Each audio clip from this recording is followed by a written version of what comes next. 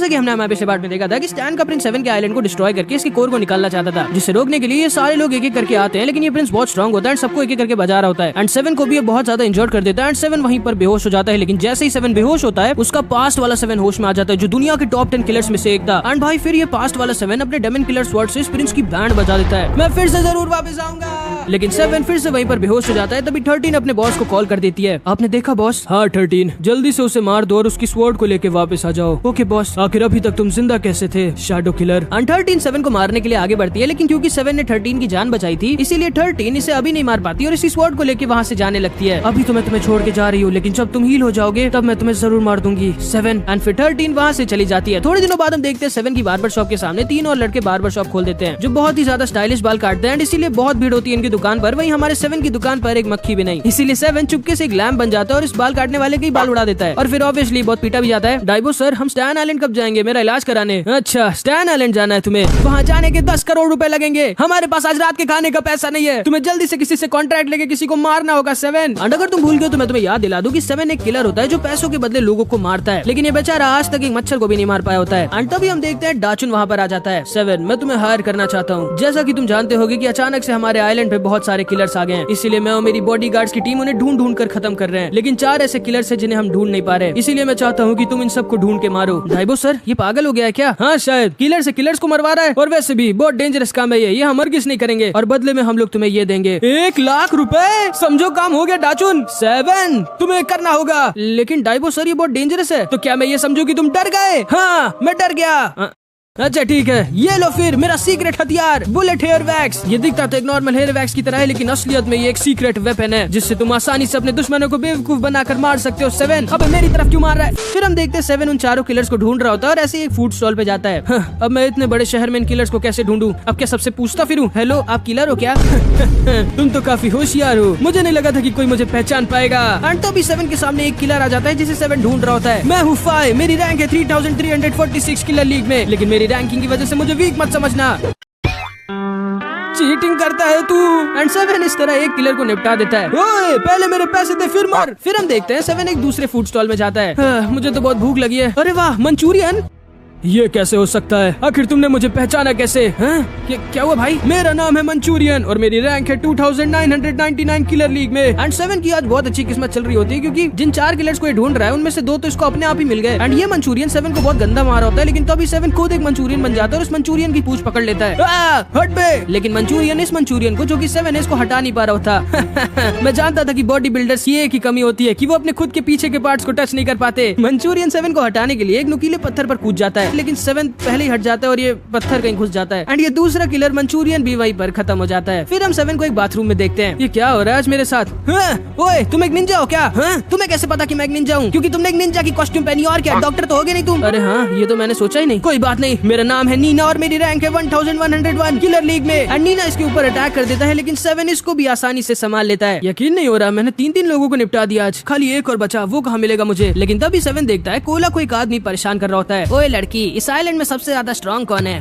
वो तुम्हारे पीछे ही खड़ा है ढक्कन। और तभी 7 इसके ऊपर पीछे से अटैक कर देता है। तुम्हें शर्म नहीं आ रही? तुम एक बच्ची को परेशान कर रहे हो। तू होगा बच्ची? मैं तो बस इस बच्ची से ये पूछ रहा था कि इस आइलैंड में सबसे ज्यादा स्ट्रॉन्ग कौन है, ताकि मैं उसे मार के अपनी किलर लीग की रैंक को बढ़ा सकूं। और क्योंकि तुम सबसे ज्यादा स्ट्रॉन्ग हो, इसलिए तुम्हें अब मेरे हाथों मरना होगा। कोला जाओ यहाँ से। एंड फिर ये दोनों तैयार हो जाते हैं लड़ने के लिए। एंड असल में इसके पास ये जो स्वॉर्ड होती है वो एक्चुअली में एक गन होती है, जिससे 7 को बेवकूफ बना के इसे गोली मार देता है। लेकिन आज तो 7 की किस्मत कुछ ज्यादा ही अच्छी चल रही होती है, तो ये गोली डाइबो के हेयर वैक्स की वजह से रुक जाती है। एंड 7 उसे अपनी कैची में पकड़ लेता है और ज्यादा कूल दिखने के लिए। तुम्हें सच में लगा था कि तुम अपनी चीप ट्रिक से मेरे से जीत जाओगे? ये क्या, इस लड़के ने मेरी गोली को अपनी सीजर से पकड़ लिया? ये तो सच में काफी स्ट्रॉन्ग है। ये लो मेरा अटैक। एंड 7 इसके ऊपर अपनी सीजर से अटैक कर देता है। मैं चीटिंग करता हूँ क्योंकि मैं कभी भी किसी को अपनी स्वॉर्ड से हरा नहीं पाता था, लेकिन मैं एक समुराई हूँ, इसीलिए तुम्हारी ये सीजर मेरा कुछ नहीं कर सकती। एंड इचिरो 7 की सीजर को अपनी स्वॉर्ड से रोकने की कोशिश करता है, लेकिन रोक नहीं पाता क्योंकि 7 अपनी सीजर को स्प्लिट करके इसके ऊपर उड़ा देता है। एंड ये सीजर तो असल में सिर्फ एक डाइवर्जन था। एंड तभी 7 एक जोर का पंच इचिरो को मार देता है एंड इचिरो वहीं पर गिर जाता है। यकीन नहीं होता, तुम तो सच में मुझसे भी ज्यादा स्ट्रॉन्ग हो। तुम जरूर से टॉप 10 किलर्स में से एक होगे। नहीं, मेरी रैंक तुमसे बहुत ज्यादा नीचे है, 17,639। लेकिन बस ये है कि मुझे मेरे हथियार को अच्छे से चलाना आता है, इसीलिए चीटिंग करना छोड़ो, अपनी स्वॉर्ड से ट्रेनिंग करके असलियत में स्ट्रॉन्ग बनो, तब जाके तुम्हारी रैंक बढ़ेगी और तब जाके तुम स्ट्रॉन्ग होगे। यकीन नहीं होता, इस लड़के ने तो मेरी आंखें खोल दी। ओए कौन हो तुम? मैं हूँ 7, इस आइलैंड का बेस्ट बार्बर। यकीन नहीं होता, मैं एक बार्बर से हार गया, लेकिन फिर भी मुझे अच्छा लग रहा है। फिर हम देखते हैं 7 डाचुन से पैसे मांगने जाता है, जो इससे कहता है कि मेरे पास अभी पैसे नहीं है, मैं 5 साल बाद तुम्हें पैसे दूंगा। एंड ये दोनों के दोनों इसको गुस्से से पकड़ लेते हैं। ओए बार तुमने जो मेरे बालों के साथ किया था उसकी सजा तुम्हें अभी और मिलेगी। लेकिन तभी 13 फिर से पीछे से इसके बाल काट देती है।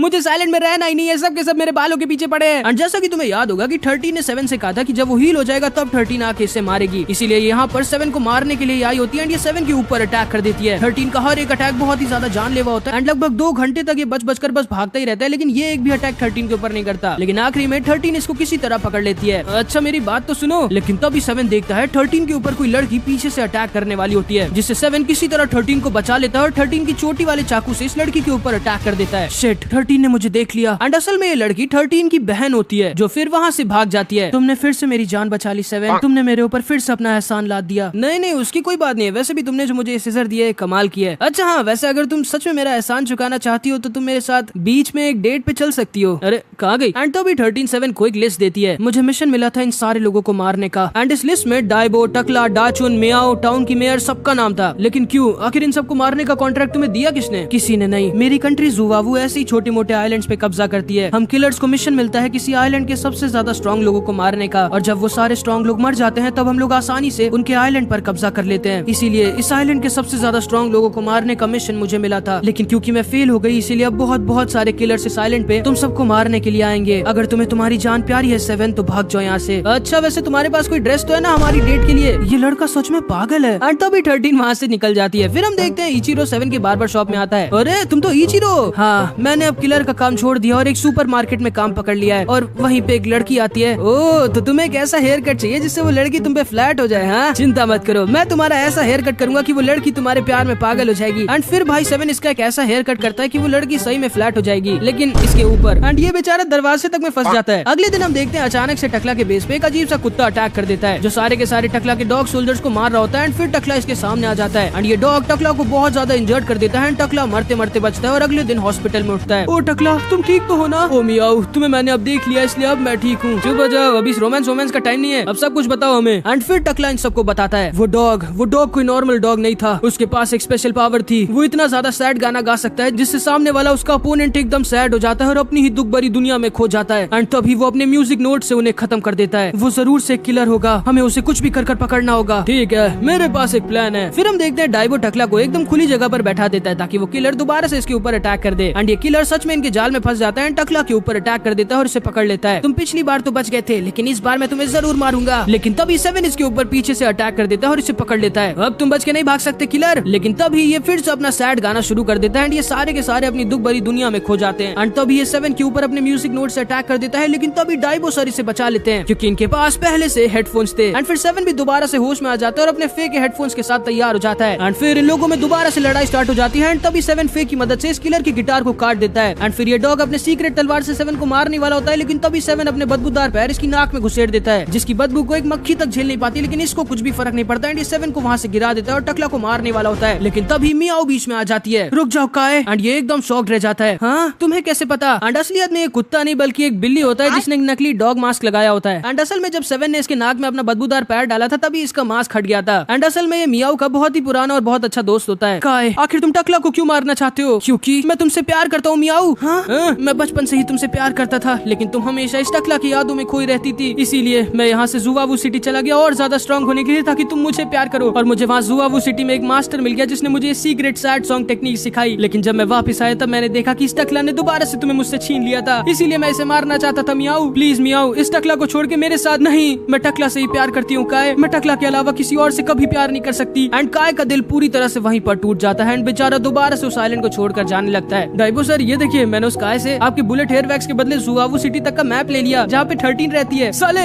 जानते हैं वो वैक्स कितना महंगा था? एंड फिर हम काय को देखते हैं जो दोबारा से अपने बहुत ज्यादा सैड सॉन्ग गा रहा होता है क्योंकि ये बेचारा सच में मियाओ से बहुत प्यार करता था। एंड फिर ये दुखी दुखी वापस जुवावू सिटी लौट जाता है। एंड फिर इधर हम इस लड़की को देखते हैं जिसको इचिरो बहुत पसंद करता है। एंड क्योंकि इसके पास छाता नहीं होता इसलिए बारिश में भीग रही होती है, लेकिन तभी इचिरो इसके पास अपने बालों का छाता लेके आ जाता है। मैं आपको घर तक छोड़ देता हूँ। ओके। एंड 7 का हेयर स्टाइल सच में काफी काम आ जाता है भाई इसके। फिर अगले दिन हम देखते हैं कोला 7 की शॉप पे आती है। 7 मेरे साथ घूमने चलोगे क्या? नहीं मैं बिजी हूँ। ओए डाइबो 7 चुपचाप इसके साथ घूमने जाओ। फिर हम देखते हैं 7 और कोला साथ में घूम रहे होते हैं। ओए कोला, वंडर डॉक्टर ने तुम्हारा कैंसर ठीक कर दिया ना? नहीं। क्या? उन्होंने मुझे कहा है कि मेरा कैंसर वो खत्म नहीं कर सकते, लेकिन उन्होंने मुझे एक ऐसी दवाई दी है जिससे अब मैं थोड़े और हफ्तों तक के लिए जिंदा रह सकती हूँ। लेकिन जब वो दवाई खत्म खत्म हो जाएगी तो अगली खरीदने के लिए मेरे पास पैसे नहीं है, तो फिर शायद मुझे और तुम्हें किसी बैंक में डाका डालना पड़ेगा। अब चलो। एंड कोला फिर वहाँ से चली जाती है, लेकिन तभी 7 को एक दूसरा किलर इनविजिबल चार्मिलियन पकड़ लेता है। मैंने तुम्हारा मुंह बंद कर दिया है, जिसकी वजह से अब ना तो तुम सांस ले सकते हो, ना बोल सकते हो, ना खा सकते हो, ना किसी से मदद मांग सकते हो। अब बस तुम चुपचाप मरने का इंतजार कर सकते हो। एंड तभी हम कोला को देखते हैं जो बहुत आगे आगे होती है एंड 7 को फोन मिला देती है। 7 कहाँ भाग गए तुम? लेकिन तभी ये चार्मिलियन बोल देता है, आपने जिस व्यक्ति को कॉल किया है वो अभी सो रहा है, ये कोई सोने का टाइम है पागल। एंड तभी अचानक से कोला को जंगलों में किसी की आवाज आती है, जो कोई और नहीं बल्कि स्टैन आइलैंड का प्रिंस होता है, जिसकी 7 ने बैंड बजाई थी। लेकिन हार के उड़ने से पहले इसने अपनी मशीन की स्टोरेज डिवाइस को यहाँ पर फेंक दिया था, जिसे वापस लेने आया था। लेकिन तभी कोला इसे टच कर देती है एंड क्योंकि इसके पास पावर होती है कि जिसको भी ये टच करेगी वो इसकी मर्जी के बिना हिल नहीं सकता, तो ये प्रिंस वहीं पर स्टैचू बन जाता है। ओए सुनो, अगर तुम वापस जाना चाहते हो और चाहते हो कि मैं 7 को यहाँ ना बुलाऊं जो यहाँ पर आके तुम्हारी बैंड ना बजाए, तो तुम्हें मुझे अपने साथ स्टैन आइलैंड लेके जाना होगा। नहीं 7। अच्छा ठीक है चलो। एंड फिर कोला इस प्रिंस के साथ स्टैन आइलैंड जाने लगती है। एंड यहाँ हम इस चार्मिलियन को देखते हैं जिसका एक्सीडेंट तक हो जाता है, लेकिन ये 7 को छोड़ ही नहीं रहा होता। फिर हम देखते हैं कोला फाइनली स्टैन के प्रिंस के साथ स्टैन आइलैंड आ जाती है, जहाँ पर 7 आना चाहता था। एंड भाई ये सच में फ्यूचर का आइलैंड होता है, समझ लो। एंड कोला जैसे ही इसकी शिप से उतरती है तभी इसको एक रोबोट स्कैन करता है और इस प्रिंस को पता चल जाता है कि कोला को कैंसर है। एंड ये इसके ऊपर एक्सपेरिमेंट करता है और एकदम शॉक्ड रह जाता है, क्योंकि असलियत में कोला स्टैन आइलैंड की ही थी। 14 साल पहले स्टैन आइलैंड वालों ने 100 बच्चों के ऊपर एक्सपेरिमेंट किया था, जिसमें सारे के सारे बच्चे मारे गए थे सिवाय कोला के। एंड ताकि इसके ऊपर और एक्सपेरिमेंट ना हो, इसलिए कोला की मम्मी ने कोला को यहाँ से बहुत दूर चिकन आइलैंड भेज दिया था। तुम जो दवाई खा रही हो वो ज्यादा दिन तक तुम्हें जिंदा नहीं रख सकती, लेकिन हम तुम्हें बचा सकते हैं अगर तुम यहाँ स्टैन आइलैंड पर ही रुक के हमें तुम्हारे ऊपर एक्सपेरिमेंट करने दो। लेकिन तभी कोला इसे मना कर देती है और इससे कहती है, नहीं, मेरा चिकन आइलैंड पे मस्ती करते हुए मर जाना यहाँ इस आइलैंड पे रहने से 100 गुना अच्छा है। एंड फिर कोला वापस से चिकन आइलैंड लौट जाती है। उठो पागल 7, चलो कहीं कुछ खाने चलते हैं। एंड फिर ये तीनों के तीनों वहाँ से कुछ खाने के लिए जाने लगते हैं। अच्छा हाँ चार्मिलियन, तुम मेरी नाक बंद करना भूल गए थे, इसीलिए मैं आसानी से सांस ले पा रहा था। अरे हाँ ये तो मैं भूल ही गया। एंड फिर ये सारे के सारे लोग हंसते हंसते कुछ खाने के लिए निकल जाते हैं। इन जैसे वीक लोगों में बिल्कुल दिमाग नहीं होता, लेकिन कम से कम वो खुश तो है ना। अगले दिन हम देखते हैं 7 की बार्बर शॉप पे एक अजीब सा आदमी आता है हेयर कट करवाने। हो गया सर, जैसा आपने कहा था, 2 कप चाय, 2 कप पानी, 1 बॉल नूडल्स और हेयर कट। तुम्हारे हुए 220 रुपए। सॉरी मेरे पास फूटी कौड़ी भी नहीं है। तो बाल क्यों कटवाया बे? 7 इसकी बैंड बजा दो। रुको, लेकिन मेरे पास ये निंजा टेक्निक्स की किताबें हैं, तुम लोग चाहो तो कोई भी एक ले सकते हो। पागल समझा क्या तुमने हमें? मैं ये वाली लूंगा। फिर हम देखते हैं पैसों की कमी की वजह से 7 ने फिर से एक मंचूरियन का ठेला लगा लिया होता है। एंड तभी इसे डाइबो सर का कॉल आता है। डाइबो सर? 7 कहाँ हो तुम? मैंने आपको बताया तो था मुझे थोड़े पैसों की जरूरत है, इसलिए मैंने मंचूरियन का ठेला लगा लिया है। गधे जल्दी से वापस आओ, कोई यहाँ पर आया है जो तुमसे ही बाल कटवाना चाहता है और बदले में वो हमें 10,000 रुपए देगा। ठीक है मैं भी आता हूँ।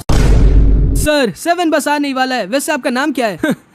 मेरा नाम है Captain Jack. And Captain Jack वापस से 7 से मिलने आया होता है। एंड तुम्हें तो ये याद ही होगा, ये बहुत स्ट्रांग होता है, जिसकी पास 7 ने बहुत ही गंदी बैंड बजाई होती है। एंड इधर हम देखते हैं 13 7 की स्वॉर्ड को लेके एक स्वॉर्ड स्मिथ के पास आती है। 13 आज मौसम काफी अच्छा है, तुम चाहो तो मेरे साथ एक डे। हाँ ये तुम्हें कहाँ से मिली? क्या है ये स्वॉर्ड? ये the strongest warrior of the world Saint Duan की है और इस स्वॉर्ड का नाम डेमन किलर स्वॉर्ड है, जिसको रोकना लगभग नामुमकिन है। ये स्वॉर्ड मुझे बेच दो 13, बदले में मैं तुम्हें बहुत पैसे दूंगा। एंड फिर इधर हम देखते हैं 7 जब वापस अपने सैलून में आता है तो देखता है कैप्टन जैक ने डाइबो को उल्टा लटकाया हुआ था। ओए कौन हो तुम? इतना जल्दी भूल गए तुम मुझे? मैं हूँ कैप्टन जैक और आज मैं तुमसे मेरी हार का बदला लूंगा, जिसकी वजह से मैं आज तक चैन से नहीं सो पाया। लेकिन 7 को तो उसका पास्ट याद ही नहीं होता। मैं जान चुका हूँ कि तुम अपनी याददाश्त खो चुके हो, लेकिन मैं ये भी जानता हूँ कि कभी कभी दोबारा से तुम्हारा पास्ट वाला 7 होश में आ जाता है। इसीलिए जल्दी से अपने पास्ट वाले 7 को होश में लाओ, वरना तुम देख सकते हो तुम्हारे डाइबो सर को यहाँ पर मैंने उल्टा लटका के इनके ऊपर तेल डाल दिया है। और अगर तुमने इस मोमबत्ती की आग को इस रस्सी तक पहुँचने से पहले मेरे को नहीं हराया तो तुम्हारे बॉस रोस्टेड चिकन बन जाएंगे। एंड रोस्टेड चिकन का नाम सुनते ही 7 के मुंह में पानी आ जाता है। कैप्टन हम दोनों ने इस मुर्गे पे हनी और सोया सॉस भी लगा दिया है, अभी और ज्यादा टेस्टी लगेगा। लेकिन तभी 7 अपने सिजर से कैप्टन जैक पर अटैक कर देता है, लेकिन इसका असली निशाना डाइबो सर की रस्सी पर था। लेकिन तभी ये दोनों अपने हार्ट शील्ड से 7 के सिजर के अटैक्स को बार बार रोक दे रहे होते हैं। 7 भले ये दोनों गधे किसी काम के नहीं है, लेकिन इनके हार्ट शील्ड के रहते तुम अपने डाइबो सर को ऐसे तो नहीं बचा सकते। अगर तुम सच में अपने डाइबो सर को बचाना चाहते हो तो तुम्हें मुझसे लड़ना ही होगा। एंड अब 7 समझ जाता है कि उसके पास और कोई ऑप्शन नहीं है। एंड डाइबो के पास भी ज्यादा टाइम नहीं बचा होता, इसीलिए 7 अपनी फुल पावर का यूज करता है एंड अपनी सिजर को बहुत ज्यादा फास्ट घुमाने लगता है। एंड कैप्टन जैक के ऊपर अपनी सिजर से अटैक कर देता है, लेकिन कैप्टन जैक बहुत ज्यादा स्ट्रांग होता है एंड ये आसानी से 7 के सारे अटैक्स को डॉज करके 7 को बहुत ज्यादा इंजर्ड कर देते हैं एंड फिर बहुत ज्यादा मारने लगते हैं। यकीन नहीं होता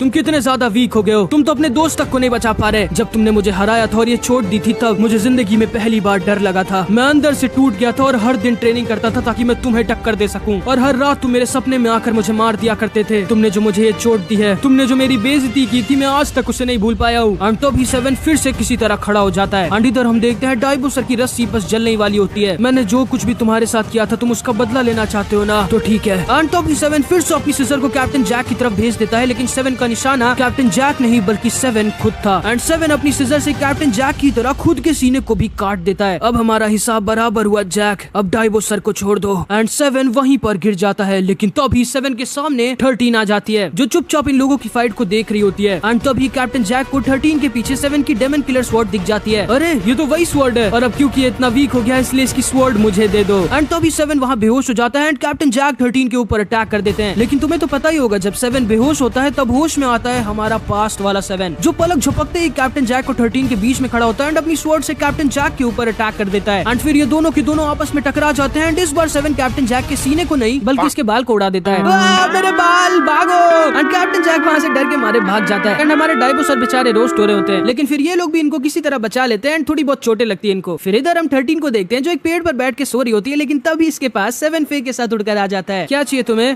13 तुम्हें शायद याद होगा तुम मेरे साथ बीच जाने के लिए मान गई थी, इसलिए मेरे दिमाग में आया कि हो सकता है तुम्हारे पास कपड़े ना हो, तो मैंने बहुत मंचूरियन बेच के पैसे जमा करके तुम्हारे लिए ये सूट खरीदा था, प्लीज इसे पहन के ही आना। एंड 7 ने 13 के लिए जो सूट खरीदा था उसको देख के 13 बहुत शर्मा जाती है। अगले दिन हम देखते हैं 7 फिर से इस पागल आदमी के बाल काट रहा होता है। सर जैसा आपने कहा था मैंने वैसे ही आपके बाल काट दिए हैं, आपके हुए 100 रुपए। मैंने तुमसे कितनी बार कहा मेरे पास फूटी कौड़ी भी नहीं है, तो फिर रोज रोज बाल कटवाने क्यों आता है बे? एंड तो भी इसको एक निंजा स्टार आकर लग जाता है जिसमें एक मैसेज लिखा हुआ था जो कि 7 की प्यारी 13 के नाम से आया था। ये क्या 13 ने मुझे ठीक 7 बजे बीच पे बुलाया है? एंड इस मैसेज को पढ़ के 7 तो बहुत खुश हो जाता है। वो तो ठीक है भाई, लेकिन तुम मेरी इस चोट का कुछ कर सकते हो क्या? आखिर क्या पहन के जाऊं मैं, मेरे पास तो कपड़े ही नहीं है। एंड 7 तुरंत ही बीच की तरफ निकल जाता है। ओए दादी ये रोज कितने के हैं? 10 का एक। हाँ इतना महंगा, थोड़ा सा तो कम करो। चलो ठीक है 50 में 3 ले लो। हाँ ये हुई ना बात, लो दे दो। एंड फिर 7 मस्त एकदम हैंडसम बन के बीच पहुंच जाता है जहाँ पे 13 खड़ी होती है। मिस 13 आपकी जैसी क्यूट लड़की के लिए क्यूट सा रोज। ओह माय गॉड मैं तो तुम्हारे प्यार में पागल हो गई। हाँ तुम्हारा चेहरा बदला बदला क्यों लग रहा है 13? सही में क्या? एंड तभी ये लड़की 7 के पेट में अपना चाकू घुसेड़ देती है। एंड ये लड़की असल में कोई और नहीं बल्कि 13 की बड़ी बहन 11 होती है जिसकी रैंक 88 होती है किलर लीग में। मैंने इस चाकू में एक पॉइजन भी लगाया था जिससे अभी तुम्हें सब कुछ अजीब अजीब सा दिखेगा और तुम भाग भी नहीं पाओगे। एंड 11 7 को मारने वाली होती है, लेकिन तभी वहाँ पर डा चुना जाता है। आप दोनों इतनी रात में यहाँ पर क्या कर रहे हो? वो हम लोग डेट पे आए हैं। आजकल इस आइलैंड में बहुत किलर्स घूम रहे हैं, इसीलिए यहाँ पे अकेले रहना आप दोनों के लिए सेफ नहीं, इसीलिए मैं आप दोनों का बॉडीगार्ड बन गया हूँ। कैसा पागल लड़का है ये, शायद मुझे अब इसे भी मारना पड़ेगा। ओए हैंडसम इधर आओ ना, इधर आओ ना हैंडसम। ओ हैंडसम तुम्हें सुनाई नहीं दे रहा क्या?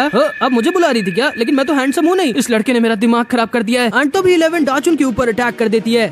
तुम तो एक किलर हो। एंड फिर इन दोनों की फाइट स्टार्ट हो जाती है। 7 के ऊपर अभी भी उस पॉइजन का असर था, इसलिए इसे सब कुछ अजीब अजीब दिख रहा था एंड ये चल भी नहीं पा रहा था, तो इसीलिए यहीं पर बैठ के मस्त किताब पढ़ने लग गया। 11 थोड़ी देर बाद समझ जाती है कि वो डाचुन को नहीं हरा सकती, तो वो वहाँ से भागने लगती है। लेकिन तभी इस आइलैंड की मेयर वहाँ पर आ जाती है जो की बहुत ही ज्यादा स्ट्रॉन्ग होती है। मेरे आइलैंड पे आने की तुम्हारी हिम्मत कैसे हुई किलर लड़की? एंड तभी ये मेयर 11 के ऊपर अपना pure lily blast attack use करती है और 11 को इंजर्ड कर देती है एंड ये नीचे आकर गिर जाती है। ये तो हेवन लिली क्लैन का अटैक था, लेकिन ये औरत कैसे इस अटैक को यूज कर सकती है? एंड तब ये मेयर दोबारा से 11 के ऊपर अपना अटैक यूज करती है, लेकिन तभी 13 बीच में आकर 11 को बचा लेती है। एंड जैसे ही हमारा 7 देखता है कि 13 आ गई, वो तुरंत ही तैयार होने लगता है। तुम दोनों मिलके भी मुझे नहीं हरा सकती, रुक जाइए मेयर जी। एंड तभी 7 मून वॉक करते हुए बाहर आता है और 13 के लिए एक रोमांटिक गाना गाने लगता है। क्या कर रहा है ये? लगता है पागल हो गया। मिस 13 तुम्हारी जैसी क्यूट लड़की के लिए क्यूट सा रोज, वो भी एक नहीं 2-2। कैसा अजीब लड़का है ये। लेकिन 13 थोड़ा सा शर्मा जाती है एंड तभी 13 इसके सारे कपड़े उतार देती है, जिसे देखकर ये मेयर तुरंत ही अपनी आंखें बंद कर लेती है। एंड उतने ही टाइम में 13 और 11 वहाँ से भाग जाती हैं। दीदी कहाँ थी आप इतने टाइम से? मैं तुम्हें क्यों बताऊँ भला, क्योंकि आप मेरी बहन हो। लेकिन तभी अचानक से 11 के ऊपर पीछे से एक आदमी अटैक कर देता है एंड 13 को भी पकड़ लेता है। एंड मैं बता दे रहा हूँ ये आदमी बहुत ही ज्यादा खतरनाक होता है।